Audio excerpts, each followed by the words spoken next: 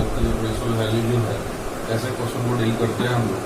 तो यहाँ पे क्वेश्चन दिया हुआ है find the principal value of the following. इसका प्रिंसिपल वैल्यू निकालना है, मान लीजिए इसको मान लेते हैं y। अब ये बाय डेफिनेशन आप जानते हैं कि वो एंगल है, ये वो एंगल है जिसका वैल्यू 2 होता है। मान लेते हैं इसको y या थीटा मान लेते हैं। अब इसका मतलब क्या होगा, कॉसेक थीटा जो होगा वो 2 होगा। अब थीटा हम वो एंगल लेंगे जो कि प्रिंसिपल ब्रांच में लाई करेगा, वही एंगल वैलिड होगा। तो थीटा कौन सा वैल्यू लेंगे जो वो प्रिंसिपल ब्रांच में लाई करेगा, बताइए। कॉसेक का कौन सा वैल्यू 2 होता है,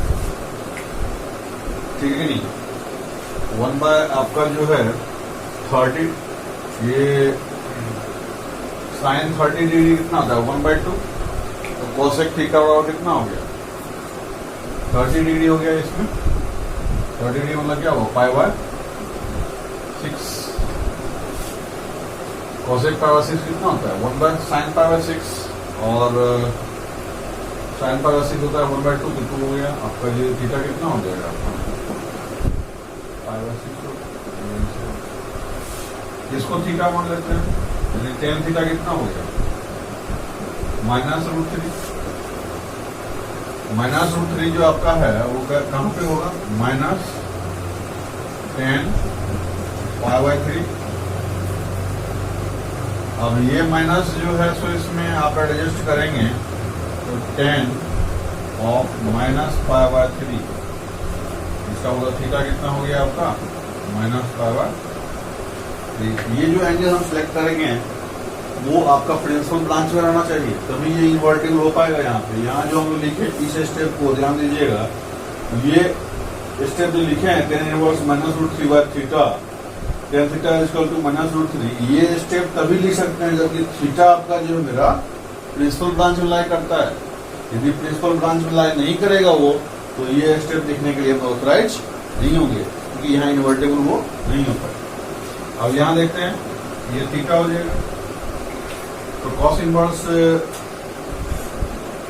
यहाँ कॉस थीटा इक्वल टू कितना हो जाएगा -1/√2, यानी कि -(cos π/4)। अब ये कौन सा एंगल हम लिखेंगे ताकि ये वैल्यू भी निकल जाए और हमारा वो एंगल जो है वो आपका जो है इसके प्रिंसिपल ब्रांच में आ जाए। तो यहाँ पे आपका कितना हो गया cos 3π/4, थीटा कितना हो जाएगा ये आपका, ठीक नहीं। अब जो है इसमें यहाँ दिया हुआ आपका साइन इनवर्स जो है सॉल्व करने के लिए बोल रहा है कि x का कितना वैल्यू होगा शुरू करिए। यहाँ पे साइन इनवर्स x लिखा हुआ है, तो बोल रहा है कि आपका साइन इनवर्स x जो है -1 से बड़ा है। हम लोग जानते हैं कि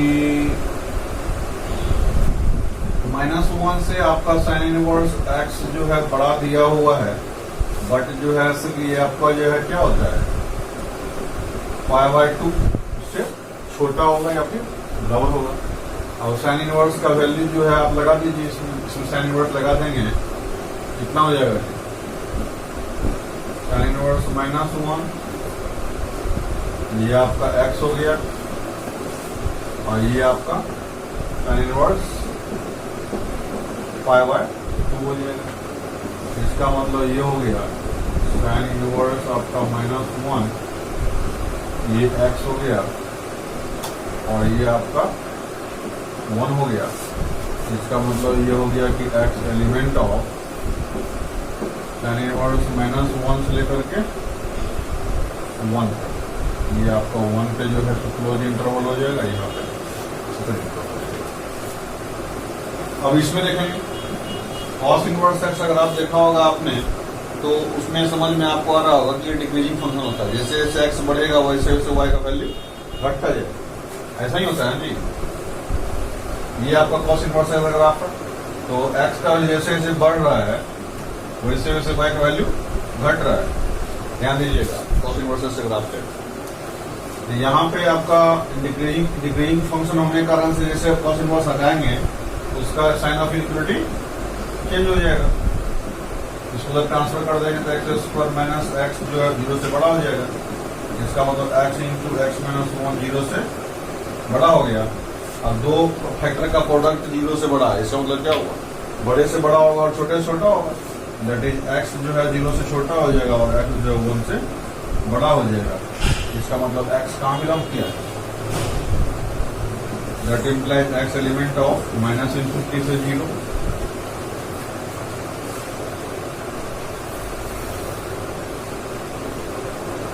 लेकिन ये आप जानते हैं यहाँ पे x जो है माइनस यहाँ पे और डिफिनेशन आप जानते हैं,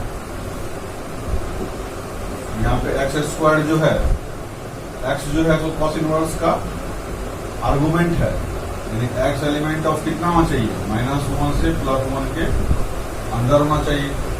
और यहाँ एक्स स्क्वायर जो है 0 1 से बीच में हो जाएगा, यही आपका जो है इसका वैल्यू हो जाएगा।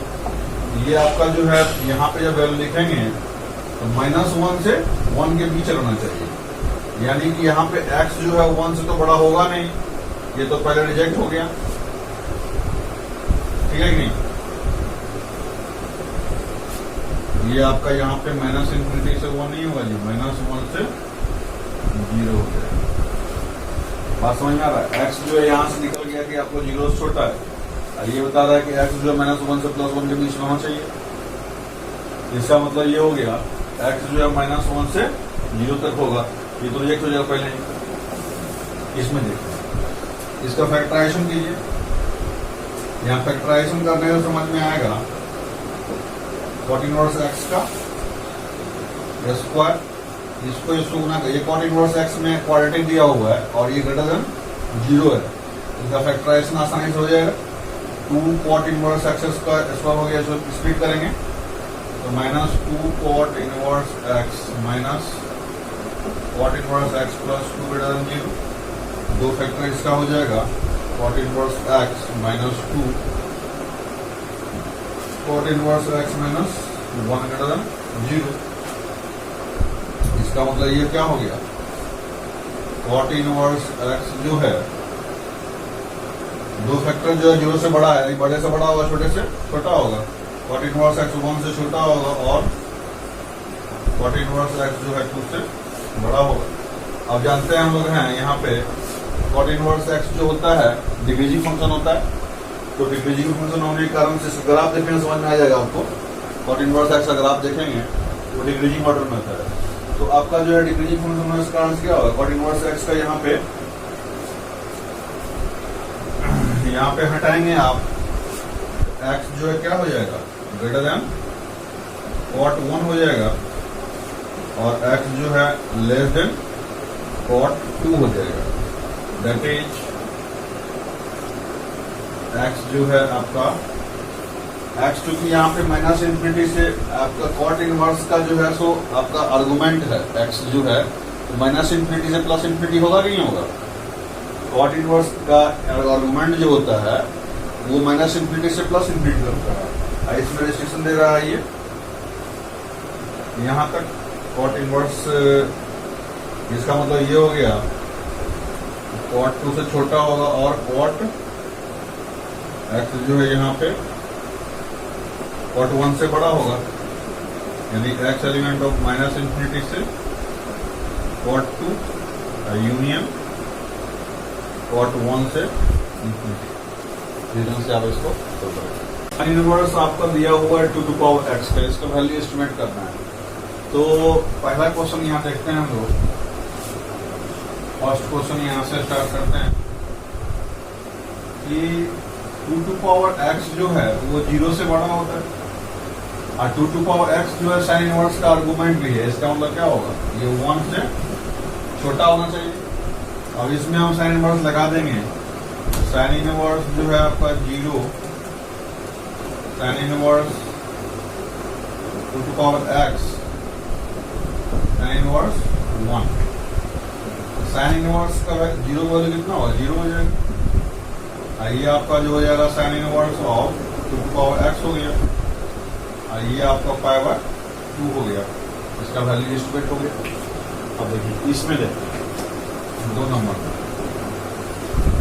कॉस इनवर्स रूट अंडर, इसको जो है सो पहले कंप्लीट द स्क्वायर में इसको करेंगे कम,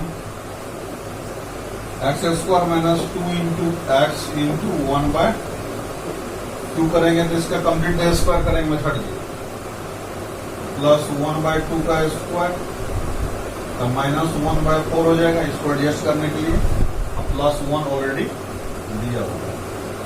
इस तरह से ये आपका जो है क्या हो जाएगा, यहाँ से स्क्वायर कंप्लीट हो गया, तो ये आपका हो जाएगा कॉस इनवर्स ऑफ, ये देखिए एक्स प्लस 1/2 यहाँ पे माइनस 1/2 होगा जी, माइनस 1/2 का स्क्वायर प्लस ये आपका हो जाएगा 3/4।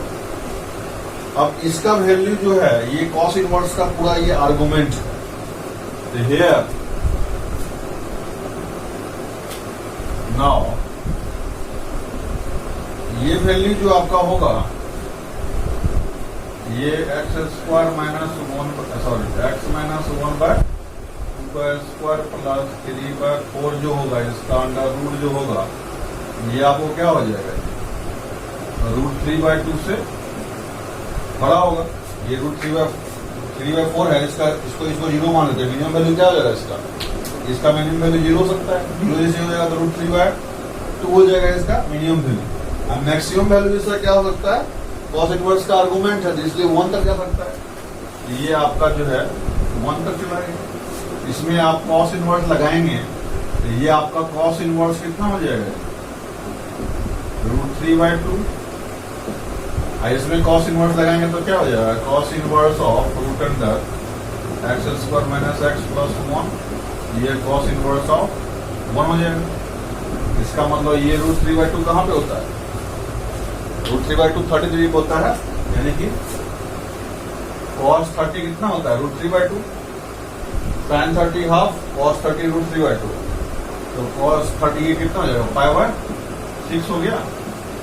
और ये आपका थीटा ही हो गया, इसको थीटा मान लेते हैं, इतना बड़ा लिखने में टाइम लगेगा। इसका cos इनवर्स कितना हो जाएगा, यहाँ cos लगाएंगे इसका इक्वलिटी चेंज हो जाएगा, क्यों जी, cos इनवर्स जो है आपका डिक्रीजिंग फंक्शन होता है, इसमें इसका ऑर्डर चेंज हो जाएगा, ये आपका ऑर्डर ऐसे हो जाएगा, ये आपका cos इनवर्स 1 कितना होगा, 0 हो गया, इसका मतलब ये इसका 0 से पावर 6 इसका एस्टिमेशन हो गया। अब तीसरा नंबर देखते हैं, tan इनवर्स ऑफ, सबसे पहले इसमें देखेंगे 1 प्लस एक्स स्क्वायर जो है वो आपका 1 से बड़ा होगा और इन्फिनिटी से छोटा होगा। बोलिए क्यों, क्योंकि आपका tan इनवर्स का आर्गुमेंट जो होता है वो माइनस इन्फिनिटी से प्लस इन्फिनिटी होता है। अब इसका वैल्यू जो है प्लस माइनस इन्फिनिटी के बीच में कुछ भी हो सकता है, तो क्या होगा, सबसे पहले यहां देखेंगे कि 1 प्लस एक्स स्क्वायर जो है इसका वैल्यू 1 से लेकर के इन्फिनिटी तक होता है। एक्स का वैल्यू मिनिमम कितना होगा, 0 होगा, एक्स स्क्वायर का वैल्यू मिनिमम कितना होगा, 0 होगा। 0 जब हो जाएगा तो आपका मिनिमम वैल्यू इसका 1 हो गया, अब मैक्सिमम वैल्यू इन्फिनिटी तक ले जाएंगे, इसको इन्फिनिटी हो जाएगा। अब इसको क्या करते हैं हम लोग, ये तुरंत कहाँ पे प्रेजेंट है, यहाँ पे देखिए तो नीचे में है, तो इसको क्या करेंगे हम लोग, पलटी कर देंगे, इसको पलटी करेंगे तो कितना हो जाएगा, 1/1 प्लस एक्स स्क्वायर, ये 0 हो गया। अब इसको माइनस से गुना कर देते हैं,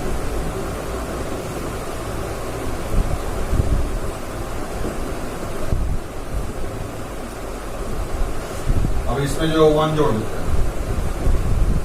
1 जैसे ही जोड़ेंगे तो कितना हो जाएगा,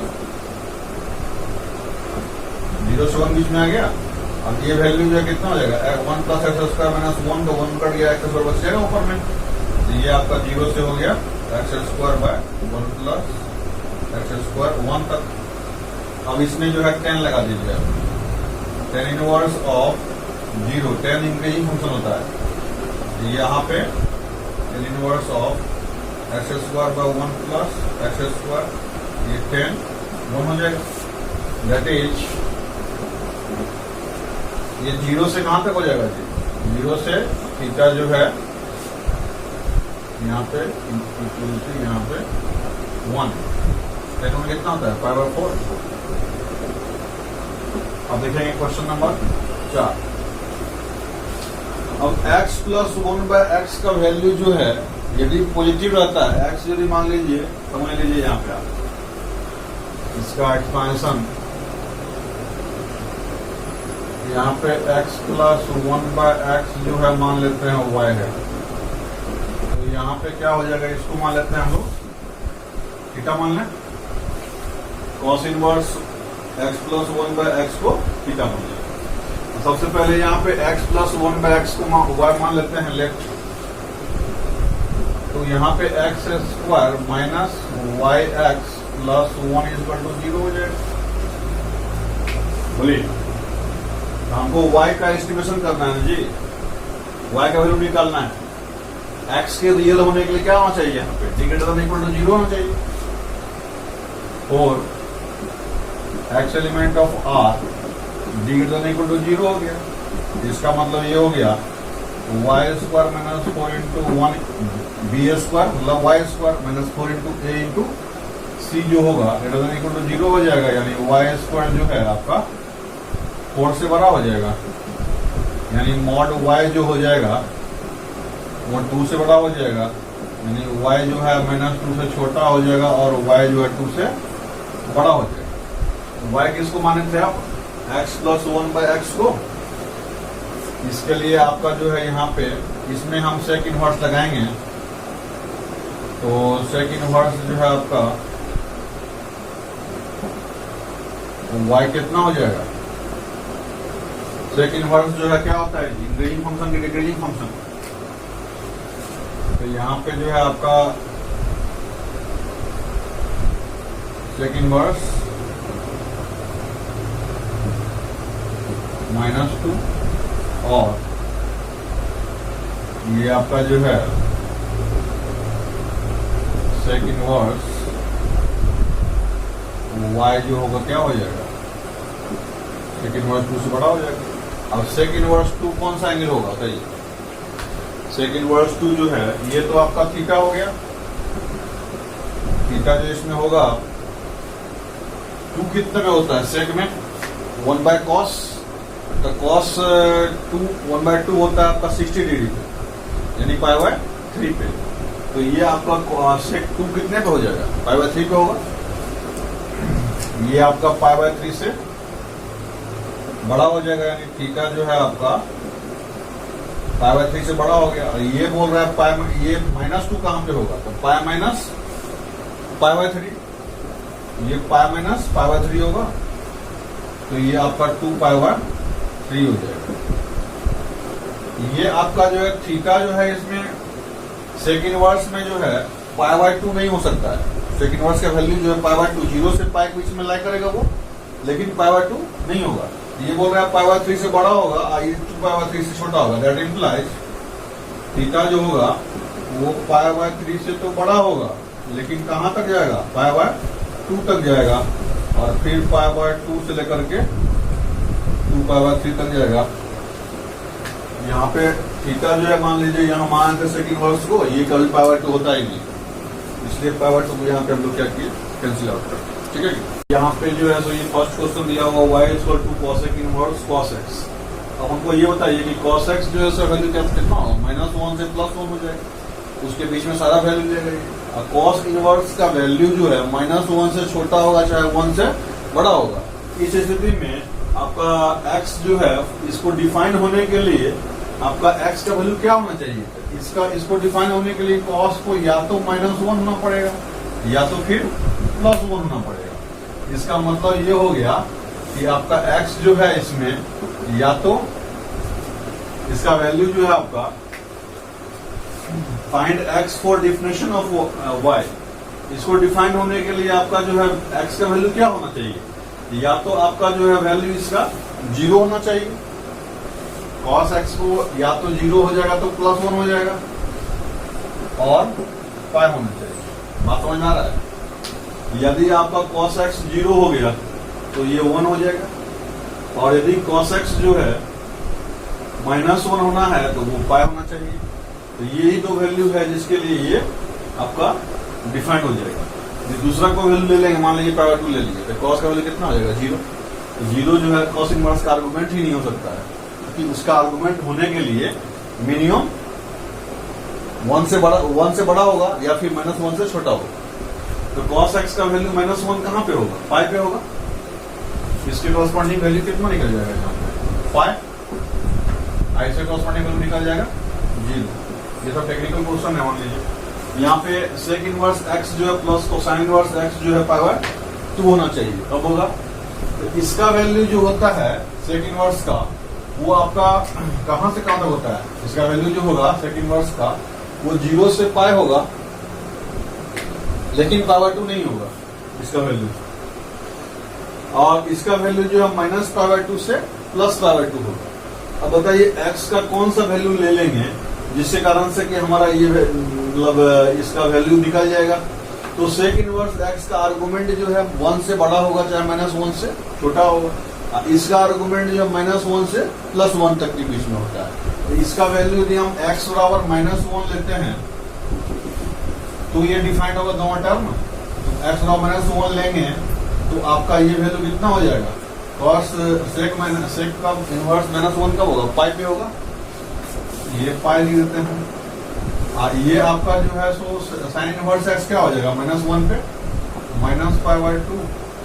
ये आपका कितना हो गया, π/2। ये RHS के बराबर हो गया।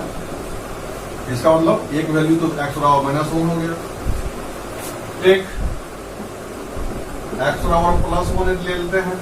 इसका वैल्यू कितना हो जाएगा 0। x का वैल्यू यदि 1 लेते हैं तो सेक इनवर्स सेक इनवर्स 1 कितना हो जाएगा जी,